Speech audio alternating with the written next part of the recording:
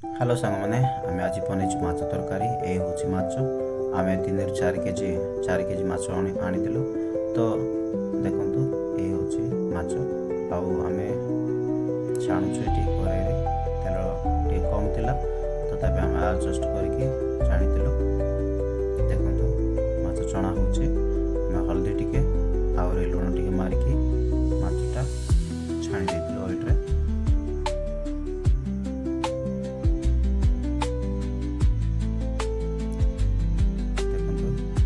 ପକା ହେଉଛି ଧୀରେ ଧୀରେ, ଆଉ ଗୋଟେ ପିସ୍ ଲେଖା ହାଲକା ହାଲକା କରି ପକା ହେଉଛି।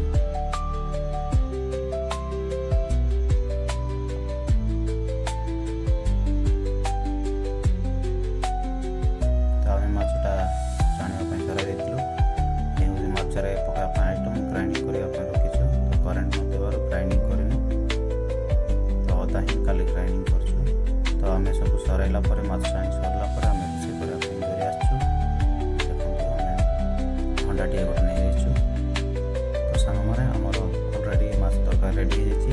ତ ଦେଖିବା ପାଇଁ ବହୁତ ସୁଆଦିଆ ଆଉ ଟେଷ୍ଟି ବି। ଥରେ ନିଶ୍ଚୟ ଦେଖାନ୍ତୁ ଯେଉଁ ପ୍ରକାର ଟେଷ୍ଟ ହେବ। ତ ମାନେ ବହୁତ ସାର୍ ଟେଷ୍ଟ କରି ରୋଷେଇ କରିଥିଲେ। ତ ସାଙ୍ଗମାନେ ଦେଖନ୍ତୁ, ଆମର ମାଛ ତରକାରୀ ପୁରା ପ୍ରୋସେସ୍ ରେଡ଼ି ହେଇଯାଇଛି। କି ସୁଆଦିଆ ଦେଖାଯାଉଛି। ତ ସାଙ୍ଗମାନେ, ମୁଁ ରହୁଛି। ଧନ୍ୟବାଦ।